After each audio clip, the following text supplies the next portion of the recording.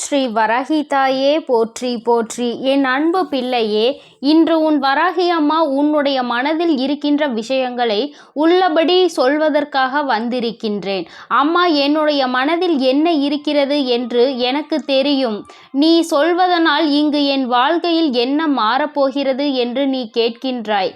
என் தங்கமே, நான் சொல்லி முடித்த பிறகு அது உனக்கு புரியும். அம்மா எதற்காக இன்று இந்த விஷயத்தை நம்மிடத்தில் பேச வந்திருக்கிறாள் என்று.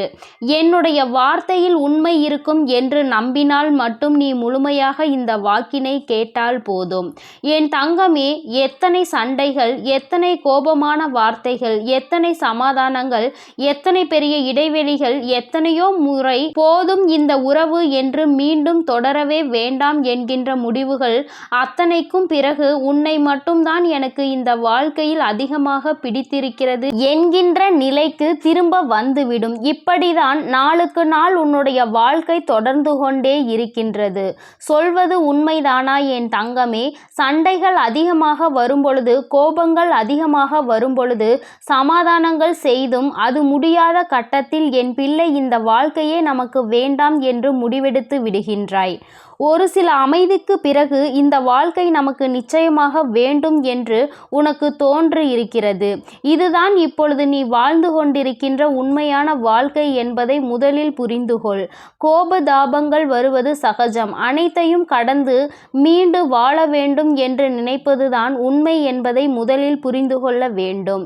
என் தங்கமே, இந்த தாயானவள் உன்னை தேடி வருகிறேன் என்றால் உன்னுடைய மனது எப்பொழுதுமே இந்த தாயானவள் என்னை தேடி வருகிறது என்றுதான் அர்த்தம்.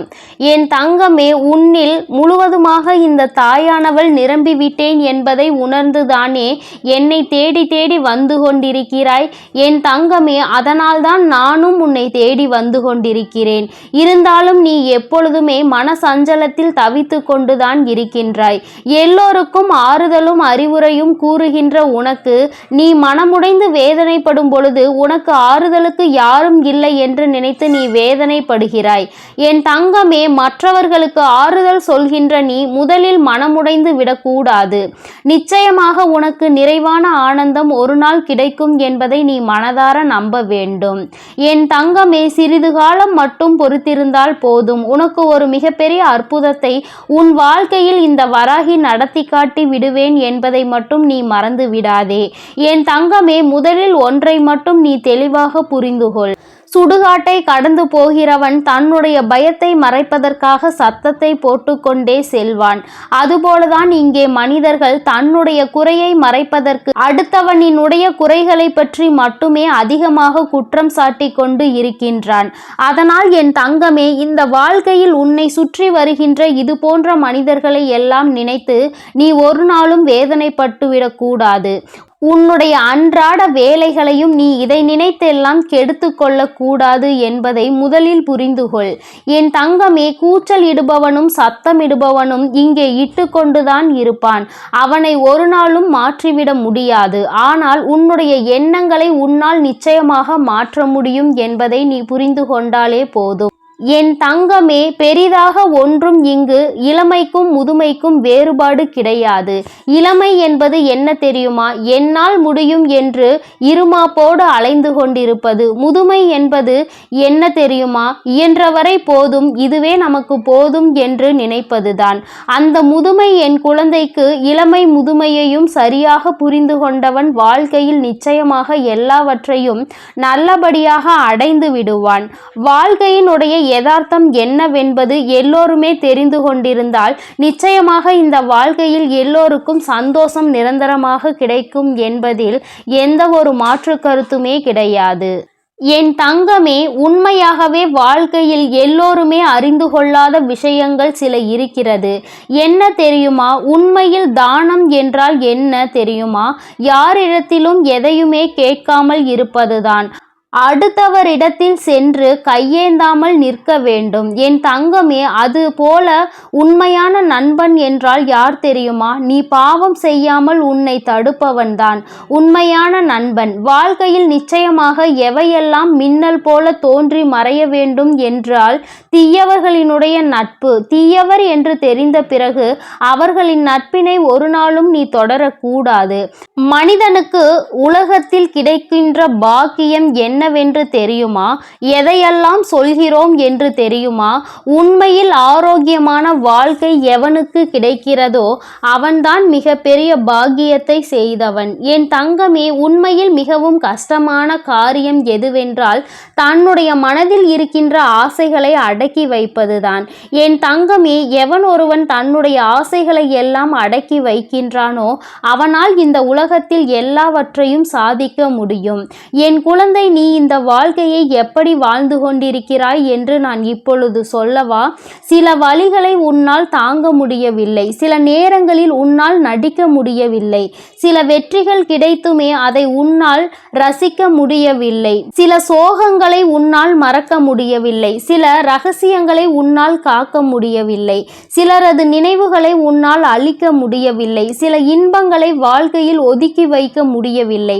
சில இழப்புகளை உன்னால் தவிர்க்க முடியவில்லை. சில நேரங்களில் உண்மையை உன்னால் பேசக்கூட முடியவில்லை. சில தோல்விகளை உன்னால் ஏற்றுக்கொள்ளவும் முடியவில்லை. இப்படி சிலவற்றை முடியவில்லை என்று சொல்லியே உன்னுடைய வாழ்க்கையை நீ இழந்தபடியே சென்று கொண்டிருக்கிறாய். இந்த நிலைதான் இப்பொழுது உன் வாழ்க்கையில் இருந்து கொண்டிருக்கிறது என்பதை உன் அம்மா நான் நன்கு அறிவேன். என் தங்கமே, ஒன்றை மட்டும் நீ நினைவில் வைத்துக்கொள். ஒரு விஷயத்தையோ அல்லது ஒருவரையோ நேசிக்க வேண்டும் என்று நீ முடிவு எடுத்து விட்டாய் என்றால், என் குழந்தையே, நீ ஒரு குழந்தை எப்படி தன்னுடைய பொம்மையை நேசிக்கின்றதோ அதுபோல நீ நேசிக்க வேண்டும். எந்தவித பிரதிபலனும் நீ எதிர்பார்க்க கூடாது. எதற்கு தெரியுமா? பொம்மைக்கு இம்மி அளவு கூட தன்னுடைய நேசத்தை காட்ட தெரியாது. ஆனால் குழந்தைக்கு அந்த பொம்மையை தவிர வேறு உலகமே இருக்காது. அதை தான் அம்மா சொல்கிறேன். அன்பு வைக்க வேண்டும், பாசம் வைக்க வேண்டும் என்று முடிவு செய்து விடுவாய். ஆனால் எதிரில் இருப்பவரிடம் எந்த ஒரு பிரதிபலனையும் நீ எதிர்பார்க்காதே. அவர்கள் என்ன வேண்டுமானாலும் செய்துவிட்டு போகட்டும். என் தங்கமே, உன்னுடைய அன்பில் கள்ளம் கபடம் இல்லாமல் இருக்க வேண்டும். என் தங்கமே, இவை எல்லாவற்றிற்கும் இந்த வாழ்க்கையை கடந்து வருவதற்கு என்ன முடிவுதான் கிடைக்கும் என்று நினைக்கிறாய் அல்லவா? உனக்கான முடிவு என்னவென்று இப்பொழுது அம்மா சொல்கிறேன்.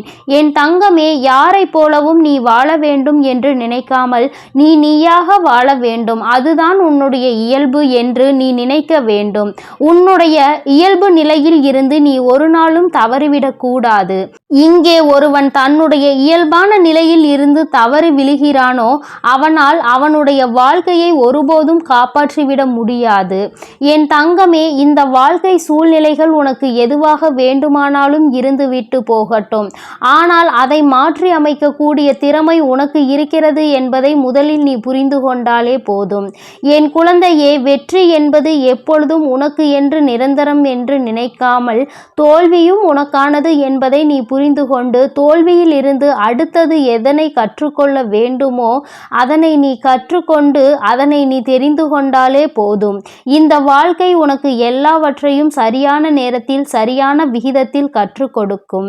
என் தங்கமே, இந்த வராகி உன்னை பற்றி சொல்லி இருக்கிறேன் என்றால் நீ மனதில் கொண்டிருக்கின்ற அத்தனை எண்ணங்களும் உன்னையும் பாதித்தது. இந்த தாயானவள் என்னையும் அது காயப்படுத்தியது.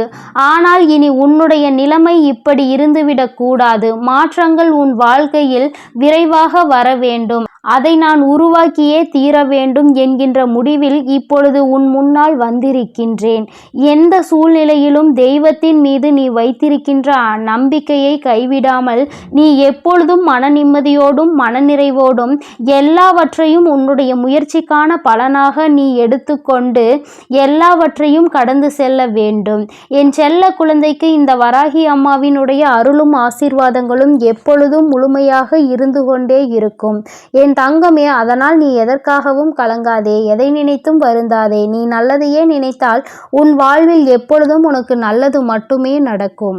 ஓம் ஸ்ரீ வராகி தாயே போற்றி போற்றி. ஓம் ஸ்ரீ வராகி தாயே போற்றி போற்றி. பஞ்சமியின் நாயகியே போற்றி போற்றி. சிம்ம வாகினியே போற்றி போற்றி.